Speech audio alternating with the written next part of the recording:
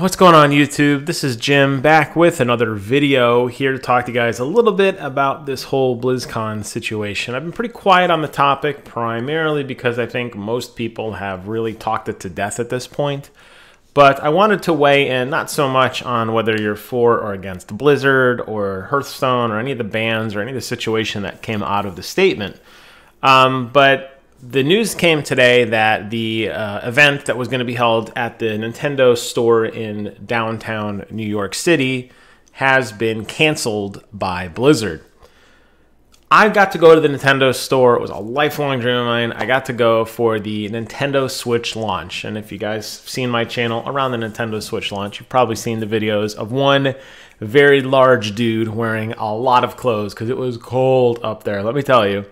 Waiting in line with my wife and my sister-in-law to get the Nintendo Switch.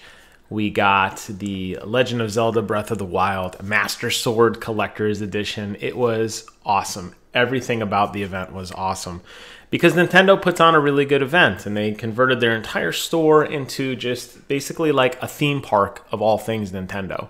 It was very cool. They were giving out pins and hats and they had an autograph, not an autograph, they're like a photo booth kind of session where they had this like big canvas of different things you could take pictures in front of. They replaced all the merchandise with Nintendo Switch stuff, and it was just a cool event. I met a lot of really cool fans, had a great time, a lot of really good memories there.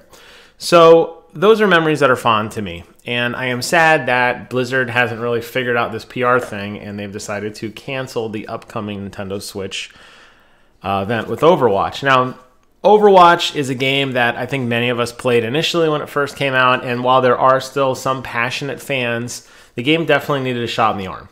You have the Overwatch League, which is still a very highly viewed, very highly competitive sport that gets a lot of attention, and I think most people agree that the coolest announcement at BlizzCon every year is which character is going to be making their way to the Overwatch roster.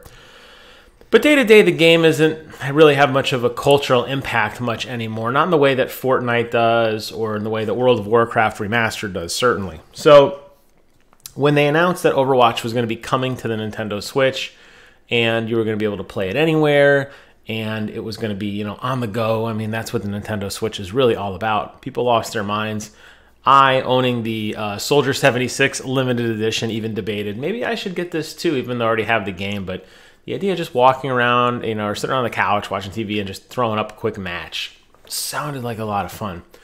So there's definitely a good shot in the arm in terms of Overwatch excitement, and it's unfortunate that this event has been canceled. They mention here that first 150 fans will get to meet some of the voice actors, which definitely means autographs and swag and probably like a mini Q&A type thing. There was a sign up that you could go through for the official Nintendo store. I no doubt have any doubt in my mind that they probably have a lot of decorations and swag, probably different like blind bag pins of the characters and shirts and hats and stuff like that. And this just seemed like a match made in heaven of taking these two, you know, juggernauts in the Nintendo Switch world and in the Overwatch world and them colliding. But unfortunately, today we saw the announcement that said, please be aware that the previously announced Overwatch launch event scheduled for Wednesday has been canceled by Blizzard. We apologize for this inconvenience. So Blizzard in full-blown damage control, you know, I think this speaks volumes about what their thoughts were on their apology letter. Clearly, this has not gone away. Clearly, they are still debating what they want to do. It's sad because I think there was a lot of people who were really interested in doing this. There were, and there will still continue to be, lots of opportunities to meet some of the voice actors for Overwatch and to get involved, particularly at BlizzCon this year, next year, and for many years in the foreseeable future. Pretty much every year, BlizzCon does this really cool voice actor panel where they interview all the voice actors. They talk about some of their favorite memories of the show, or, you know, of making the game, rather. And then they stand around for autograph sessions later on. So these people are definitely accessible. And a lot of these voice actors don't really have much of a voice acting career outside of Overwatch, or they've been put on retainer from Blizzard, so they're not doing anything else voice acting related anyway. So they are accessible. This isn't like the only time this is ever going to happen. That said, it is unfortunate.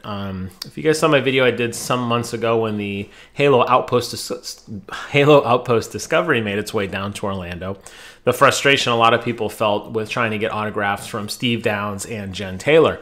And that is similar to this, although that was definitely much more of a monumental event.